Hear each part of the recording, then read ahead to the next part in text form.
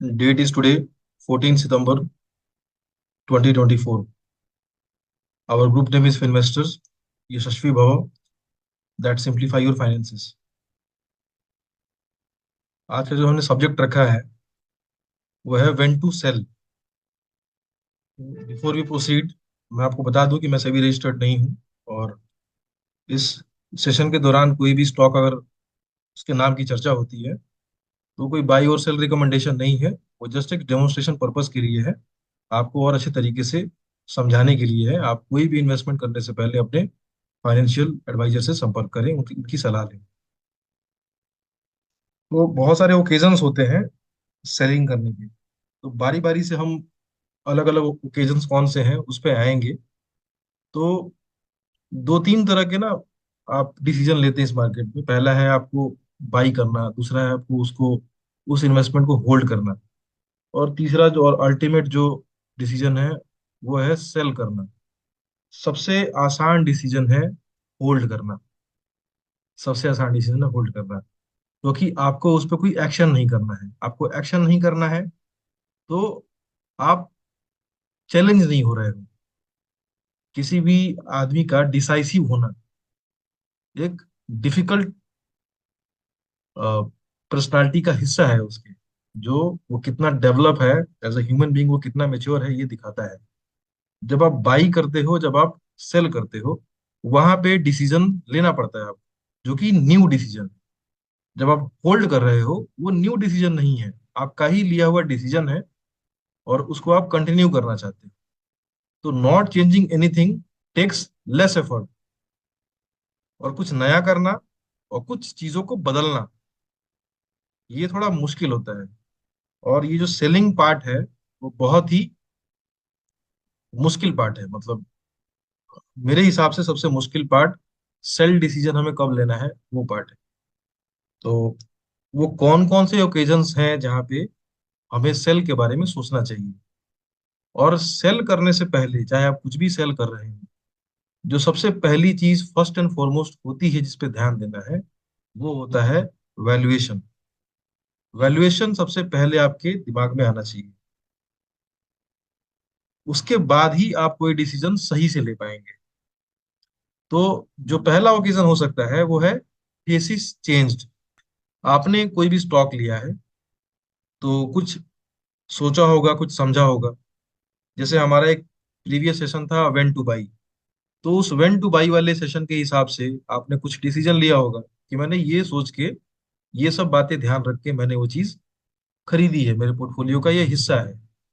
अब उसमें से जो चीज आपने सोच के खरीदी, जो बातें आपने, आपको टेम्प्ट की जो बातें, उस बातों के चलते आपने वो स्टॉक अपने पोर्टफोलियो में डाला। तो आपने एक थेसिस बनाया कि ये थेसिस है, जो भी है, प्रमोटर बाइंग चल रही है, फंड रेज हो रहा है, कंपनी कोई नया काम करने जा रही है, सेक्टर जो है बढ़िया करने वाला है, गाइडेंस बहुत अच्छा दे दिया है कंपनी के प्रमोटर्स ने, और कर भी रहे हैं सब लोग। ठीक है, मार्जिन बढ़ता हुआ दिख रहा है। कुछ भी थेसिस बना के आपने वो स्टॉक खरीदा, वो थेसिस ही चेंज हो रहा है। आगे देखते हैं कैसे क्या होगा। There should be reason thesis to buy. Investor must remember, ये मैंने आपको बोला कि कुछ भी खरीदने का ना आपके पास रीजन होना चाहिए। बिना रीजन के आप कुछ नहीं खरीदेंगे। अगर आप बिना रीजन के कुछ खरीदते हैं तो आप यहाँ पे गैम्बल करने आए हैं, आप यहाँ इन्वेस्ट करने नहीं आए हैं। आपने जो भी रीजन के चलते वो खरीदा है, आपको वो याद रखना है वो क्या reason. Market is very dynamic. आपको पता है कि कितनी जल्दी जल्दी चीजें चेंज हो रही हैं। आपको कल को न्यूज मिलती है कि मार्केट क्रैश हो जाएगी, अगले दिन न्यूज मिलती है कि नहीं, कुछ नहीं होगा, सब ठीक है। तो इतना डायनेमिक ये चीज है। एडामेंसी हैज नो प्लेस। एडामेंट होना कि मैंने ये पढ़ के करा है और मैं अपनी बातों पे सत्य हूँ, और मैं फैक्ट्स देखने के बाद भी चेंज नहीं हो रहा हूँ। मैं किसी किसी केस में तो प्रोमोटर से ज्यादा ऑप्टिमिस्टिक हूँ। मतलब जो कंपनी चला रहा है वो कह रहा है कि अभी दिक्कत हो रही है हमें, जो होल्ड कर रहा है उसका शेयर वो बोल रहा है कि नहीं नहीं, ये कर लेंगे। तो इस तरह का बिहेवियर यहाँ पे आपको नीचे ही गिराएगा। तो ये एडामेंट बिहेवियर जो है यहाँ पे कभी काम नहीं करेगा। ऑलवेज अनलर्न टू लर्न, इसका मतलब है कि कुछ चीजें आपने पहले सीखी हैं और आपको कुछ फैक्ट ऐसे मिले जो कि लग रहा है कि ये चीज काम नहीं कर रही है, तो जो आपने पहले सीखा है उसको अपने दिमाग से निकालिए, नई चीज सीखने की। तो इसलिए है always unlearn to learn. Do not love stocks, flirt with them. अब कोई स्टॉक ले लिया आपने और बड़ा अच्छा चल रहा है उसको, तो उसके साथ ना वो प्यार में नहीं पड़ जाना है उसके साथ। फ्लर्ट कीजिए, जब तक ठीक लग रहा है ठीक है, जब नहीं लग रहा है तो आप अपने रास्ते, हम अपने रास्ते। ठीक है, आपने शादी नहीं की स्टॉक से कि आपको जिंदगी भर साथ निभाना पड़ेगा। समर में be the occasion that must strike in mind. Competition coming in rapidly, ये मिस्टेक है यहाँ पे। कम जो भी सेक्टर में वो कंपनी है, तो उसमें काफी कॉम्पिटिशन्स बहुत रेपिडली आ रहे हैं। मतलब एक कंपनी थी, मार्केट लीडर है, बहुत अच्छा काम कर रही थी, फिर उसमें इतने लोग आके कैपेक्स करने लगे हैं कि काफी तेजी से कंपटीशन उसमें घुसता जा रहा है। तो इसके चलते क्या होगा, इसके चलते ना मार्जिन खराब होगा कंपनी का। जितना ऑर्डर उसको पहले मिल रहा था उतना ना मिलेगा, क्योंकि जो क्लाइंट्स हैं, जो कस्टमर हैं, कस्टमर के पास ना ऑप्शंस बहुत सारे हो रहे हैं। और मे बी वो आपके पास जो कंपनी है उससे कोई दूसरा कंपनी अच्छा ऑफर कर रहा हो, ऐसा भी हो सकता है ना। एग्जाम्पल ले सकते हैं आप, आज से 7 साल पहले जब टेलीकॉम सेक्टर था, हर दूसरी कंपनी, मतलब एयरटेल, एयरसेल, एनसेल, वो पता नहीं वो डोकोमो, फिर मतलब गिनेंगे तो दर्जनों हो जाएंगे, तो हर तीसरे महीने में कंपनी खुलती थी और वो फ्री ऑफर करती थी, सबको याद है। फिर ना एक जियो आया और उसने सबको खत्म कर दिया। अब वहां पे अगर कोई मतलब एडामेंट हो गया होगा कि नहीं मैं तो वोडाफोन लेके बैठा ही रहूंगा, ठीक है, या फिर वो और भी कोई कंपनी अगर लिस्टेड होगी, तो वहां अगर बैठा रहता कि नहीं क्या करेगी जियो, कब तक ये मतलब फ्री का देती रही, कभी ना कभी तो पैसे लेने पड़ेंगे, तब तक उसने अपना बिजनेस खराब कर दिया। कि केवल एक एयरटेल सरवाइव करी, क्योंकि वो भी मित्तल फैमिली की थी। बहुत लॉसेस करे उन्होंने 4-5 साल तक, बट सारे के सारे निकल लिए हैं। आज मार्केट में दो ही हैं, तो डियोपोली है टेलीकॉम सेक्टर में। और अब जाके अच्छा करना शुरू हुए हैं। आप अगर चार्ट देखेंगे एयरटेल का, तो उस 3-4 सालों में कितना डिस्ट्रेस चार्ट रहा है। मतलब वहां पे रुक जाना भी इन्वेस्टर का सही नहीं था, वो 3-4 साल मतलब आपने अपॉर्चुनिटी गंवाई कि आप उस पैसे का यूटिलाइजेशन कहीं और कर सकते थे। तो ऐसा अगर कहीं दिख रहा है आपको अभी, एक और एग्जांपल दे सकता हूँ मैं पेंट कंपनीज का। सभी, पीडीलाइट भी कह रहा है हम पेंट बना देंगे, एस्ट्रल भी कुछ कह रहा है, फिर ग्रेजिम ने कहा हम पेंट बना देंगे, फिर आदित्य बिरला का कुछ है ग्रुप का, वो कह रहा हम भी पेंट बना देंगे। तो इस तरह की जब चीजें जब आने लगती हैं, तो फिर चाहे कहीं भी आए। फिर मैंने कुछ दिन पहले आपसे एमडीएफ की बात की थी, ठीक है। तो एमडीएफ में लोगों ने फिर कैपेक्स करना शुरू कर दिया, काफी हैवी कैपेक्स करना शुरू कर दिया, जितनी डिमांड ही नहीं थी। फिर चाइनीज इंपोर्ट भी हमारे पास आने लगा, जो कि हमसे सस्ता था। तो ये चाहे एक्सपोर्ट वाला, इंपोर्ट वाला, चाहे वो कॉम्पिटिटर हो, चाहे हमारे इन कंट्री वाला कॉम्पिटिटर, अगर बहुत सारी चीजें आ रही हैं, तो वहां पे फिर बहुत ज्यादा मिलने की संभावना, मार्जिन प्रेशर आता है। चाहे टैम जो मैं बात करता हूँ आपसे, टारगेट एड्रेसेबल मार्केट, वो चाहे कितना भी बड़ा हो, लेकिन जब सप्लायर्स और आ जाते हैं मार्केट में जो कि compete कर सकें, तो फिर मार्जिन खराब होना शुरू होता है। ये ध्यान रखना है। Pace of growth slows down. आप देख रहे हैं कि आपने जिस कंपनी में 2 साल पहले इन्वेस्ट किया था, उसका पेस ऑफ ग्रोथ था 40%, 30%, इतने पेस से ग्रो कर रही थी पर ईयर। और अब उसका ना सेल्स ग्रोथ हम देख रहे हैं कि वो 20% पे आ गया है, ठीक है, 15% पे आ गया है। पहले की तरह सेल्स ग्रोथ नहीं रहा। तो पहले जो सेल्स ग्रोथ थी उसकी 30-40% की, तो उसके हिसाब से ना मार्केट उसको वैल्यू भी बहुत कर रहा होगा, उसको पी दे रखी होगी मार्केट ने 70 की, 80 की, ठीक है, ऐसे पी पे वो ट्रेड कर रहा होगा काफी लंबे टाइम से, वो नीचे नहीं आता होगा, चाहे मार्केट कुछ भी करे, गिरे चढ़े, कंसोलिडेट हो, वो नीचे नहीं आ रहा होगा।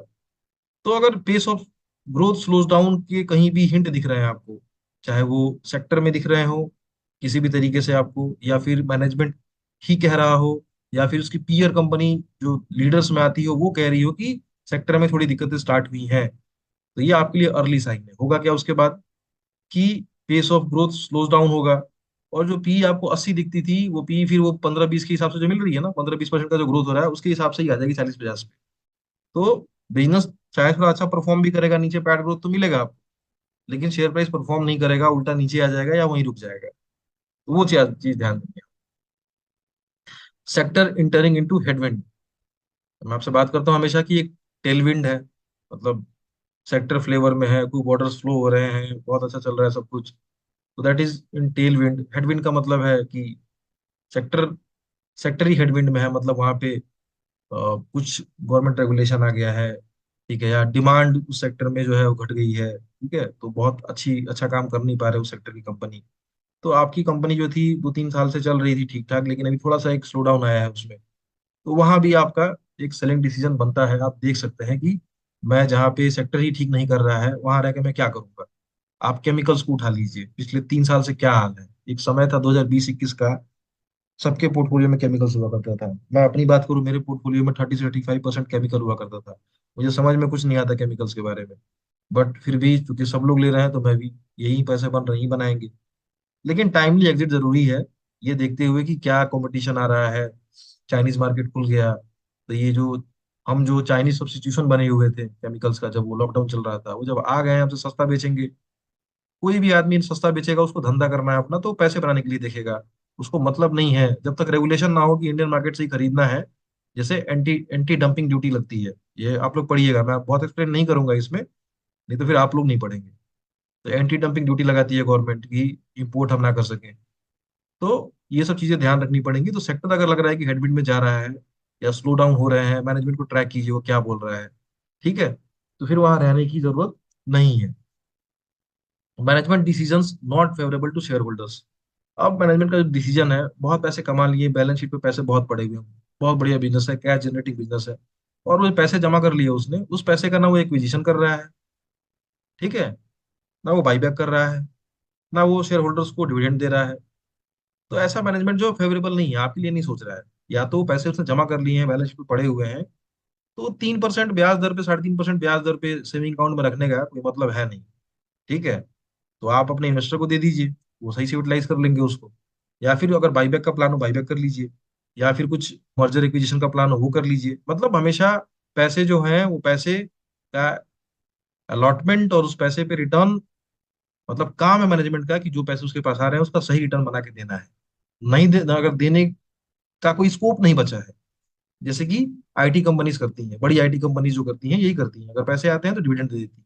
सरकारी कंपनी यही करती है, उनके पास सब कुछ है, उनको क्या नया एक्वायर करना है, किससे करना है, तो वो डिविडेंड दे देती है। तो अगर मैनेजमेंट ऐसा है, अच्छा पैसा कमा भी रहे हैं, लेकिन वो पैसे सही से यूटिलाइज नहीं कर रहे हैं शेयर होल्डर्स के इंटरेस्ट में, ठीक है, तो फिर वो आपके लिए वो फ्रेंडली मैनेजमेंट नहीं है। वहां भी रहने की कोई जरूरत आपको नहीं लगनी चाहिए। अब आते हैं एक्विजिशन। ये एक्विजिशन मतलब आपकी कंपनी एक्वायर कर रही है ऐसी बात नहीं है, आपकी कंपनी को किसी ने एक्वायर किया है, मतलब आपकी कंपनी सेल हो रही है, ठीक है। तो आपने जिस कंपनी में इन्वेस्ट किया है वो कंपनी ही अपने आप को बेचने जा रही है। तो हम काफी बातें करते हैं मैनेजमेंट के बारे में। Management actions are always the key indicator इस केस में। अब होता क्या है कि जो हंग्री और एम्बिशियस मैनेजमेंट जो है, वो अपने बिजनेस को ना स्केल अप करता है, सेल नहीं करता है। एक अच्छा एंटरप्रेन्योर जो है, उसने ना मतलब 20 साल 25 साल जो भी है, बहुत मतलब स्क्रैप से शुरू किया होगा, और उसमें अगर हंगर है बहुत, ठीक है, तो बिजनेस को बेचेगा नहीं, उसको स्केल अप करेगा। तो ये केवल ये डिसीजन नहीं होना चाहिए कि वो बेच रहा है तो आप बेच दें। थोड़े और भी चीजें हैं जिसको आपको देखना चाहिए। पहली बात कि आपने जो कंपनी में इन्वेस्ट किया था, वो जो प्रेजेंट एंटरप्रेन्योर है, उसका मैनेजमेंट है, उसको देख के किया था, वो अच्छा है, वो सही कर रहा है। अब जो अगला आदमी आएगा, या तो आप उसको जानते हैं कि वो कंपनी सही है, प्रमोटर भी अच्छे हैं, अगर वो खरीद रहे हैं उसको, तो सही बात है। लेकिन यहाँ भी एक कैच है कि वो खरीद रहे हैं तो वो क्या मर्ज कर रहे हैं अपनी कंपनी में, या सब्सिडरी बना रहे हैं, या फिर उसका बस मतलब कभी कभी क्या होता है कि एक बड़े ग्रुप का नाम है, मैं बाद में आपसे उस बारे में बात करूंगा जब क्वेश्चन आंसर्स आएंगे। वो कंपनी एक्वायर करते हैं तो उनके जो मेन ग्रुप की कंपनी है ना, वहां तो बहुत सही दिखता है, लेकिन जिसको एक्वायर करते हैं वहां हमेशा लॉस ही पोस्ट करते रहते हैं। तो ऐसा होगा नहीं ना कि कोई कंपनी खरीदेगा आदमी तो लॉस करने के लिए खरीदेगा। तो ये समझ में नहीं आता चीज। तो वो थोड़ा हिस्ट्री देखना जरूरी है। पहली बात की जो टेस्टेड मैनेजमेंट है, उसके साथ आपको रहना है। New promoters are unknown unknown और नॉट टेस्टेड। अगर ऐसा केस है तो फिर आपको डिलेमा में नहीं रहना है, कंफ्यूजन में नहीं रहना है। Do not want to be a part of new company. जिसने एक्वायर किया है वो कंपनी आपको लगता नहीं है कि उतना अच्छा करती है, तो आप उसको उसका पार्ट नहीं बनना रहना चाहते। Past history of acquirer matters the most. Past history आप देख लीजिए कि जिस जो कंपनी एक्वायर कर रही है उस कंपनी की हिस्ट्री कैसी है, वो कैसे अपने नए कंपनी जो खरीदते हैं उसको कैसे चलाते हैं, कैसे उसको बढ़िया से यूटिलाइज करके सिनर्जी बैठाते हैं अपने मेन कंपनी के साथ और थोड़ा प्रॉफिट बनाते हैं। ये चीज देखना पड़ेगा। मेरे साथ एक ये केस हो चुका है, मैं एग्जांपल ले सकता हूँ थायरो केयर का। ठीक है। तो वेलामनी है उनके प्रोमोटर, उनके मैनेजर प्रोमोटर थे, मतलब उसके फाउंडर थे। तो काफी डाउन टू अर्थ आदमी थे वो। उन्होंने जब ये डायग्नोस्टिक सेक्टर में जब डायग्नोसिस जब बहुत महंगे महंगे हुआ करते थे, तब थायरो केयर जो है 1/3 1/2 वाले प्राइस पे लेके सारे टेस्टेस लेके आए थे वो। और काफी अच्छा स्केल किया पूरे बिजनेस को। फिर एक इन्फ्लेक्शन पॉइंट आया कि उनको लगा, अब बेचने के टाइम पे तो वो नहीं बोल रहे थे कि वो क्यों बेच रहे हैं, उनको लगा कि उन्होंने किसको बेचा, थायरो केयर को किसने खरीदा था ये आप लोग मुझे बताएंगे। ये सेशन खत्म होगा, आप लोग गूगल कर लीजिए। तो बेचने के टाइम पे तो ये बोला कि मैं जिसको बेच रहा हूँ उसके बड़े अच्छे अच्छे प्लान्स हैं, तो अच्छा है कि मैं एक प्रोफेशनल प्रोफेशनल मैनेजमेंट को बेच रहा हूँ। बट मेरे होल्डिंग में वो कंपनी थी, तो मुझे जो प्रमोटर जो मैंने पहले से देखा है, जिसकी बातें मैं सुनकर उसके साथ हूँ, मुझे उस पर भरोसा है। नई कंपनी जिसने एक्वायर किया तो शायद ऑलरेडी वो लॉस मेकिंग थी, हालांकि एक्सपेंड कर रही थी बट लॉस मेकिंग थी। तो मतलब टेस्टेड टाइप टाइप की चीज नहीं थी वो। तो वो बनता है वहां पे कि आप उसके साथ ना रहें तो आपके लिए बेटर होगा, पैसे हटाइए कहीं और, जहाँ कन्विक्शन वाली चीजें हो वहां जाइए। एक और केस हो सकता है पोर्टफोलियो रीबैलेंसिंग। ठीक है। आप लोग इस वर्ड से काफी यूज टू होंगे। तो पोर्टफोलियो रीबैलेंसिंग में क्या होता है, investors must maintain allocation discipline. जो हमने एक सेशन किया था पोर्टफोलियो कंस्ट्रक्शन, उसमें हमने ये बात की थी कि कैसे हम पोर्टफोलियो बनाएंगे, कितने हमारे पास कंपनीज होनी चाहिए मैक्सिमम, कितने सेक्टर्स हम अ, में हमारा इन्वेस्टमेंट होना चाहिए, कितने परसेंट में होना चाहिए सेक्टर का एलोकेशन, कितने परसेंट में इंडिविजुअल स्टॉक्स का एलोकेशन होना चाहिए, किस तरह के स्टॉक्स में हमारा ज्यादा एक्सपोजर हो सकता है, कहाँ हमारा एक्सपोजर कम हो सकता है। ये हमने काफी डिटेल में डिस्कशन किया था। तो वो डिसिप्लिन जो है एलोकेशन डिसिप्लिन, इन्वेस्टर को मेंटेन करना चाहिए। अब उसको मेंटेन करने के लिए कभी कभी क्या होगा कि आपको इतनी सारी कंपनीज अच्छी लगेंगी कि आपका पोर्टफोलियो बढ़ता ही चला जाएगा। मतलब कभी आपके पास 25 थी वो अब 40 हो जाएंगी, फिर 50 हो जाएंगी, ये होगा आपके साथ। तो उससे बहुत कुछ आपको फायदा नहीं होगा। मतलब 25 से 30, 20 से 30, 25 स्टॉक्स का एलोकेशन जो है वो डाइवर्सिफिकेशन के लिए काफी है, सारे सेक्टर कवर हो जाते हैं, सारी कंपनीज, सारा एलोकेशन वहां पे हो जाता है। उससे ज्यादा करने को कर सकते हैं बट थोड़ा ट्रैकिंग में मुश्किल होती है फिर उतना। हम जो अप्रोच लेते हैं कि हम एक एक चीज को बहुत बारीकी से पढ़ते हैं, तो फिर आपको वो मेहनत और उन जितने आपने अलग अलग कंपनीज ली हैं उसके लिए भी करनी पड़ेगी। तो आप वो देख सकते हैं। तो इसमें क्या करना होता है हमें कि max number of stocks one can manage. अब एलोकेशन डिसिप्लिन डिपेंड करता है कि आप कितना स्टॉक मैनेज कर पाते हैं अपनी क्षमता के अनुसार। उतना ही आपको स्टॉक रहना चाहिए। प्रेफरेबल अगर मेरे से पूछें आप तो 25 30 स्टॉक्स इज इनफ। 25 स्टॉक के आसपास अगर रखते हैं, प्लस माइनस 2 3 लाख ले सकते हैं आप, that is enough. Sectors, individual stock and market cap allocation. अब ये भी होता है कि सेक्टर का एलोकेशन मैंने कहीं किया वो बहुत ज्यादा, मुझे और मैंने कंपनीज ऐड कर ली, वो बढ़ते बढ़ते ज्यादा हो गई हैं उस सेक्टर में एलोकेशन।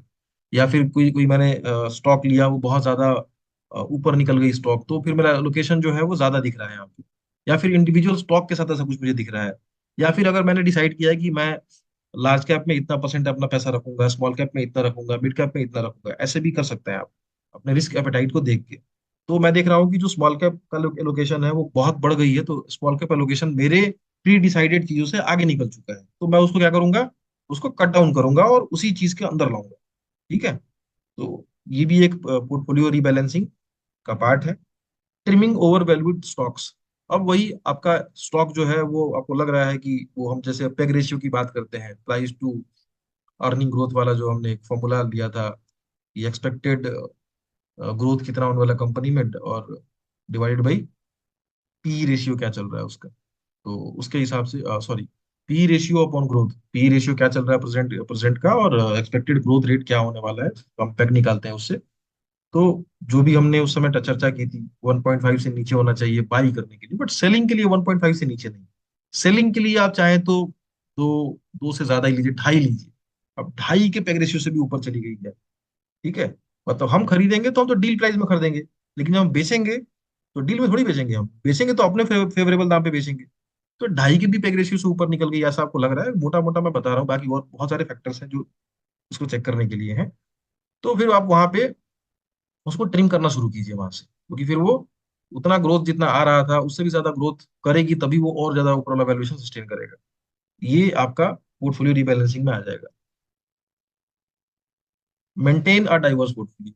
अब आपको, आपने पहले पता आपको कि आपने जो स्टॉक्स ले रखे हैं 15-20, आपने पता नहीं पीएसयू ही सारे ले रखे हैं, आपने सारे बैंक ही ले रखे हैं। अब आपको लग रहा है कि नहीं नहीं, मेरा पोर्टफोलियो डाइवर्सिफिकेशन में नहीं है, मेरा कॉन्सेंट्रेटेड पोर्टफोलियो है। तो उस केस में क्या करेंगे, आप उसको डाइवर्स करने के लिए फिर पोर्टफोलियो की रीबैलेंसिंग कर रहे हैं, तो उसमें से आपके जो सेक्टर में ज्यादा आपके एलोकेशन है वहां से कट करके फिर किसी दूसरे सेक्टर में एलोकेट कर रहे हैं। ठीक है, भले ही वो अच्छा स्टॉक आपने जो ले रखा हो उसमें no mat no doubt, but फिर भी डाइवर्सिफिकेशन बहुत जरूरी है।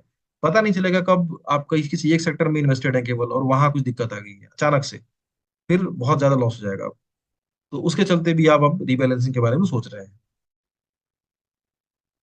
Date equity allocation based on age risk apatite.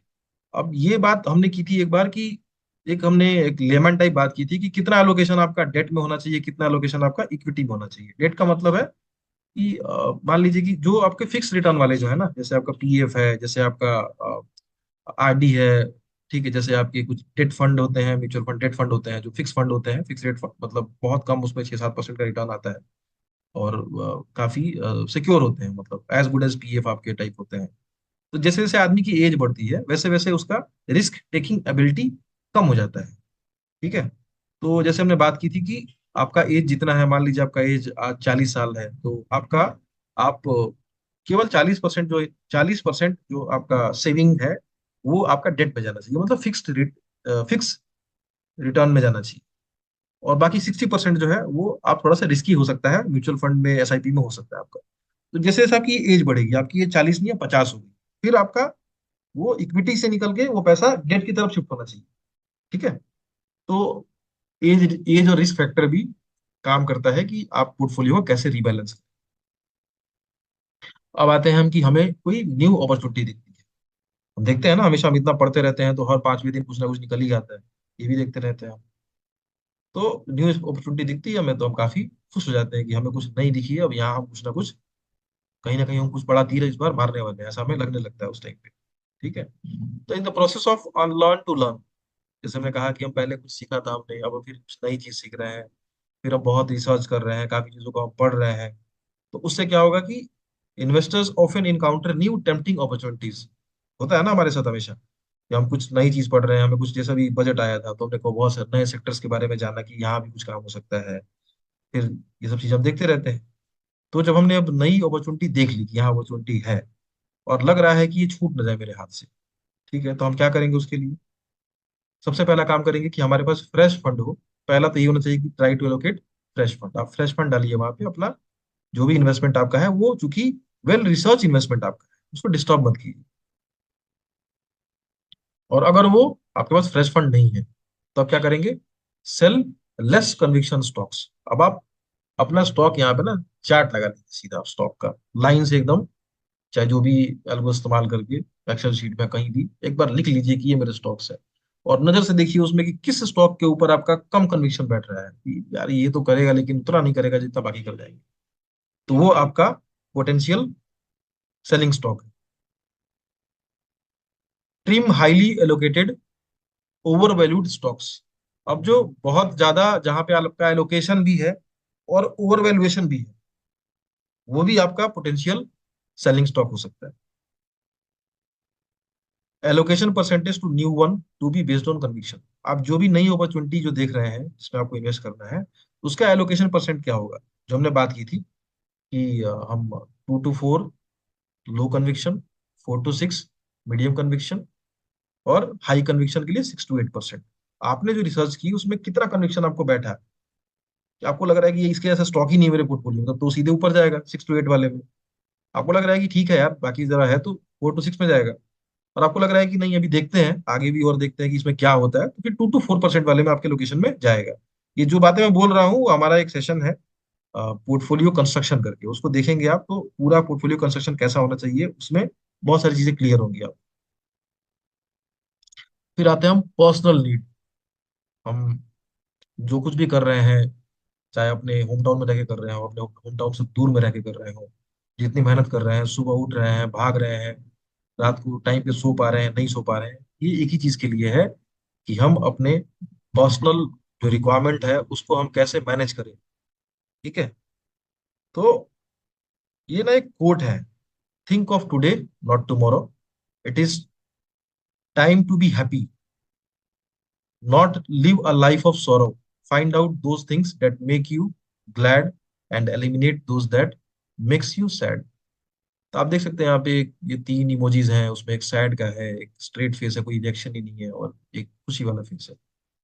तो हमने जो इन्वेस्टमेंट करने का यहाँ सोचा है वो इसलिए सोचा है कि हम जो भी पैसे हम कमा रहे हैं उसको अच्छे से ग्रो कर पाए। वो किस लिए? अपने पर्सनल नीड को ही पूरा करने के लिए। अल्टीमेट अल्टीमेट एम तो वही है। तो though the investing should be goal based, but we all are here to make money and spend it. Goal based investing होनी चाहिए आप, कि मैंने ये इन्वेस्टमेंट किया है अगले 2-4 साल के लिए, 5 साल के लिए, मैं ये सोच रहा हूँ मेरा एक लंबा काम ये होने वाला है तो उसमें मुझे हेल्प हो जाएगा, ये होना चाहिए। बट अल्टीमेट तो यही है ना कि पैसे बनाए और उसको खर्च करें सही जगह पे, यही हमारा एम है। तो फिर उस बात के लिए हमें परेशान होने की जरूरत नहीं है। Money is for material use, want to go to heaven with you. ठीक है, आपके साथ ऊपर नहीं जाएगा ये, यहीं पे खर्च होगा और उसको करना पड़ेगा आपको, करिए। आपने कमाया है, आपने मेहनत की, आप डिजर्व करते हो उसको खर्च करना। Personal need must be taken care of सबसे पहले। ऐसा नहीं कि आपकी नीड है और आपने स्टॉक में इन्वेस्ट कर रखा है तो आप उसको बेचेंगे, नहीं नहीं, वो सेकेंडरी चीज है। आप फिर से, आपको अगर हुनर है आपके पास, आप पैसे फिर से बनाएंगे। अपने स्किल पे ट्रस्ट कीजिए, फिर से पैसे बनाएंगे। आप पहले अपनी नीड को देखिए। That is the very reason we working day and night. मैंने बात की आपसे, feel like a winner when you sell and spend it. जब भी आप कुछ बेचें, एक विनर की तरह फील कीजिए कि मैंने पैसे को ग्रो किया, अब मुझे जरूरत है, मैंने बेचा, और एक विनर वाली स्माइल आपके पास आनी चाहिए। और स्पेंड किया, मुझे जरूरत थी इस चीज की। सेलिंग कैसे होगी इस बेस में भी? वही जो हमने पहले अभी पढ़ा कि पोर्टफोलियो रीबैलेंसिंग, मतलब अपने जो लेस कन्विक्शन स्टॉक्स हैं, ओवर वैल्यूएशन वाले स्टॉक्स हैं, ठीक है, हाईली एलोकेटेड स्टॉक्स हैं, वहीं आपको काटना है। तो सेलिंग मेथड वही होगा। ये बस एक रैशनल है कि क्यों, मतलब परेशान नहीं होना है कि मुझे अपना बड़ा बड़ा अच्छा होल्डिंग बेचना पड़ा, मुझे बहुत कष्ट हो रहा है, बिल्कुल नहीं होना चाहिए। ठीक है। सेलिंग एट लॉस, ये एक बड़ा एक बायसेंस रहता है लोगों को कि हम लॉस में कैसे बेचें। हमारी आदत है ना कि हम 100 रुपए को अगर 4 साल के बाद चाहे 101 भी देखें, हमें कष्ट नहीं होगा, वो वहाँ ग्रीन दिख रहा होगा। लेकिन हमने गलती से 2 महीने बाद उसको 99 देख लिया, हमारी नींद खराब हो जाएगी। ठीक है। तो there is no shame accepting mistakes, it indicates you are open to learn. कभी कभी क्या होता है कि हम कुछ चीजें खरीद लेते हैं, हमें पता ही नहीं होता क्या होने वाला है, या हम सोच समझ के खरीद भी रहे हैं, लेकिन जो एक्सपेक्टेड थी आपकी तरफ से वो हुआ नहीं। तो आपको इसमें दोष देने की जरूरत नहीं है, क्योंकि आप कंपनी नहीं रन कर रहे हैं, कोई और कर रहा है रन। आपका काम है उसको रिसर्च करना, और थोड़ा ज्यादा रिसर्च करना कि गलतियां कम हो। फिर भी गलती तो होंगी, हम ह्यूमन है, गलती करेंगे, उसको एक्सेप्ट करना बहुत जरूरी है। तो उस केसेस में लॉस में भी सेल करना है आपको, जहां बिजनेस नॉट परफॉर्मिंग। आप कौन कॉल देख रहे हैं, लगातार क्वार्टरली रिजल्ट देख रहे हैं, परफॉर्म नहीं कर रहा है। कौन कॉल में कभी कभी बोल भी रहे हैं कि थोड़ा सा we are heading to a slow down, but it will be better after Q2 Q3, ये सब हो रहा है, विल बी बेटर पे एक तरफ नहीं देखना है। ठीक है, जब होगा तो देख लेंगे, बट फिलहाल तो बोल रहा है ना कि बिजनेस अभी परफॉर्म नहीं करेगा, तो ऐसे केसेस में लॉस में भी हैं, तो आपको वहां रुकने की कोई जरूरत नहीं है। Buy at tips on social media, social media पे किसी कहने के बोलने पे आपने ले लिया, आपको पता ही नहीं है क्यों लिया हुआ है, और वो लॉस करता चल रहा है, आप ढूंढ रहे हैं रीजन, आपको मिल नहीं रहा है। तो नो पॉइंट कि आप वहां पे टाइम वेस्ट करें अपना। Based on news and TV channel without due diligence, आपने टीवी पे देखा, न्यूज में कहीं पढ़ लिया, और कोई डिलीजेंस किया नहीं आपने, और कुछ पढ़ा नहीं, ना बैलेंस शीट देखी, ना क्वार्टरली रिजल्ट्स देखे, ना एनुअल रिजल्ट देखा, ना कंपनी के प्लान्स देखे, ना सेक्टर देखा, ना स्टॉक देखा, ना वैल्यूएशन देखा, आपने बस देखा राणा साहब ने कहा है, आपने खरीद लिया, और वो दिख रहा है आपको लॉस में, और आपको कुछ नहीं चल रहा है पता कि करना क्या है, क्योंकि जिसने बोला था आपको खरीदने के लिए वो अवेलेबल है ही नहीं कि बताए कि क्या हुआ। तो आप ऐसे डिलेमा में ना रहें। Unwilling to take loss even after identifying problems. आप समझ भी गए हैं कि क्या प्रॉब्लम है, लेकिन लॉस बुक आपसे नहीं हो पा रहा है क्योंकि आपने ना कभी जिंदगी में किया ही नहीं है लॉस बुक। मतलब आप ऐसे जिए हैं कि भाई मैं गलती कैसे कर सकता हूँ। ठीक है। हम तो भगवान को दोष देते हैं कि आपने गलत किया। हम बोलते हैं ना, तो हम तो बहुत छोटी चीज है। हम गलती करेंगे, करते रहेंगे, लेकिन प्रॉब्लम आइडेंटिफाई करना और सेम गलती रिपीट ना करना, ये दो चीज हम अगर लिख के चलें और उसको अप्लाई करके चलें तो हम इंप्रूव हो जाएंगे आगे जाके। अगर हम सेम गलती रिपीट नहीं करेंगे तो गलतियां भी इतनी नहीं है कि बार बार नई गलती होगी। तो try to do new mistake, बिल्कुल एक्सेप्टेड होनी चाहिए। बट पहले उसको आइडेंटिफाई करें कि मेरे से गलती हुई है, और जब गलती हो गई है तो गलती सुधारने के लिए कोई भी समय खराब नहीं होता। चाहे वो स्टॉक लॉस पे हो, प्रॉफिट पे हो, आपने आइडेंटिफाई कर लिया कि मेरे से गलती हुई थी, सेल इट। वही सही समय है। जब आपने आइडेंटिफाई कर लिया वो सही समय है। लॉस प्रॉफिट होता रहेगा।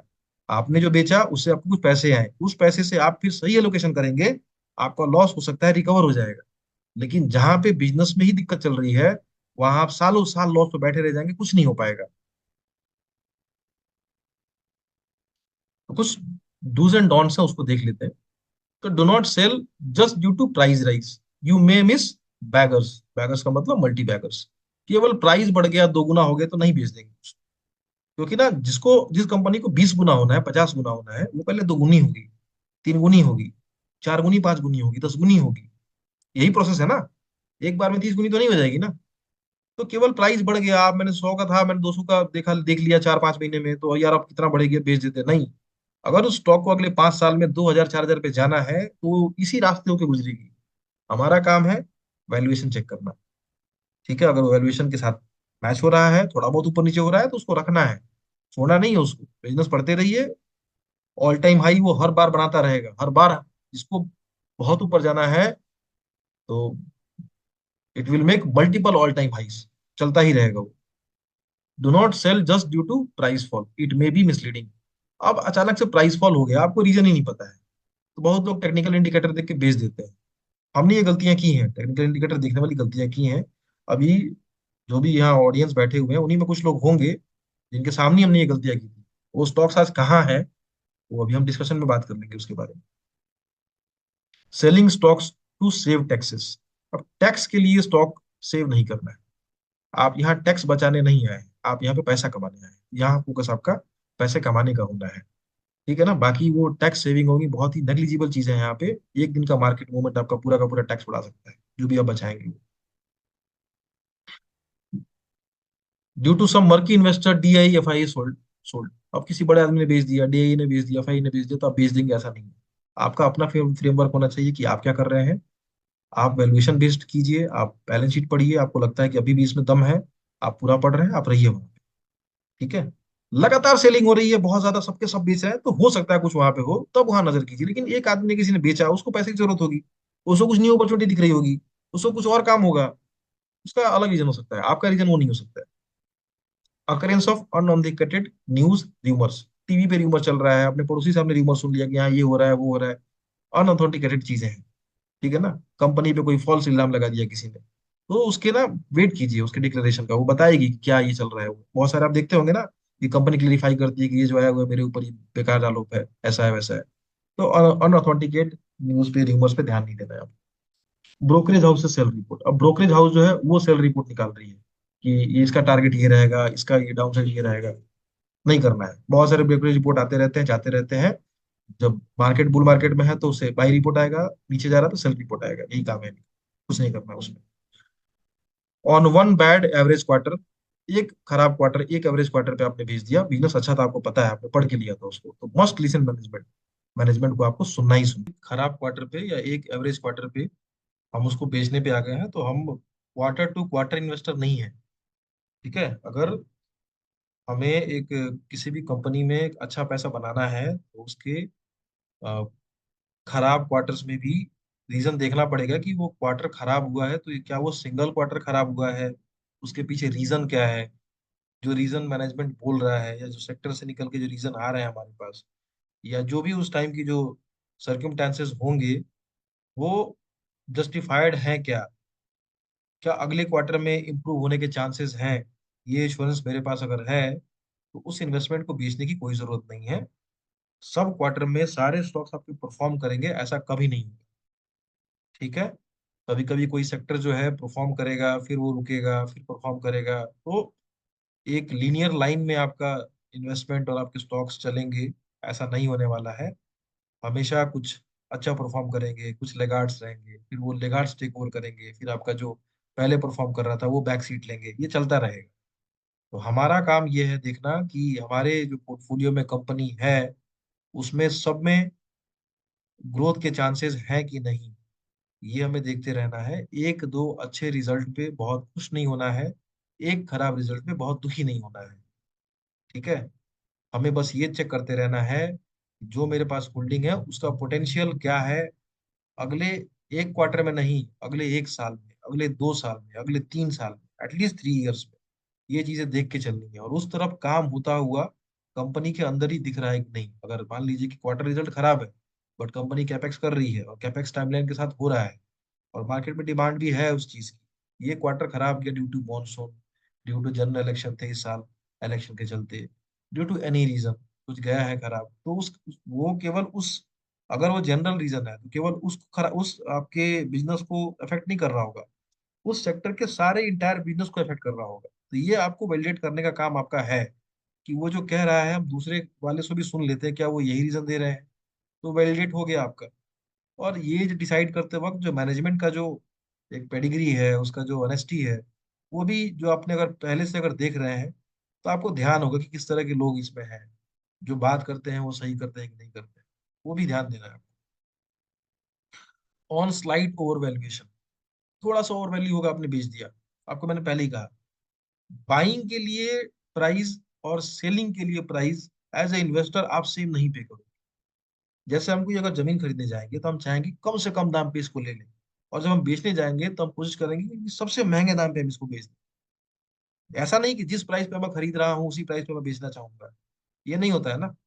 तो जो हम पैग रेशियो की बात करते हैं, उस पैग रेशियो में जो मैंने बताया था आपको कि एक्सेप्ट एफएमसीजी बाकी जो भी कंपनीज हैं उनको आप 1.5 पैग रेशियो के नीचे लें, अच्छी बात है। लेकिन बेचने के टाइम पे ऐसा नहीं होगा कि आप 1.5 से ऊपर गया बेच दिया, नहीं, ऐसे नहीं करें आप। ठीक है ना। आपको वो, आपके पास जो आपका रखा हुआ जो सामान है वो किसी को चिपकाना है तो थोड़ा ऊपर दाम पे चिपकाइए आप, कुछ नहीं होने वाला है वो। अगर किसी का पैग रेशियो के हिसाब से 1.75 हो गया है, 2 भी हो गया है ना, एक अच्छा क्वार्टर रिजल्ट उसको वापस ला देगा नीचे, क्योंकि पी घट जाएगी, पी घट जाएगी तो पी अपन ग्रोथ, वो तो आपका वैल्यूएशन जो है वो कम आएगा। तो अगर ओवर वैल्यूएशन हो रहा है, आपको चिंता लग रही है, आप पैग रेशियो पे ध्यान दीजिए। पैग रेशियो देख लिया आपने, अगले एक साल के ग्रोथ पे ध्यान दीजिए। अगर लग रहा है कि नहीं ठीक है ये तो आ जाएगा नीचे अपने आप, तो बहुत ज्यादा परेशान होने की जरूरत नहीं है। ठीक है। आप एक लेमन टाइप ले लीजिए कि 2.5 से पहले के पैग रेशियो पे आप नहीं बेचिए। ठीक है।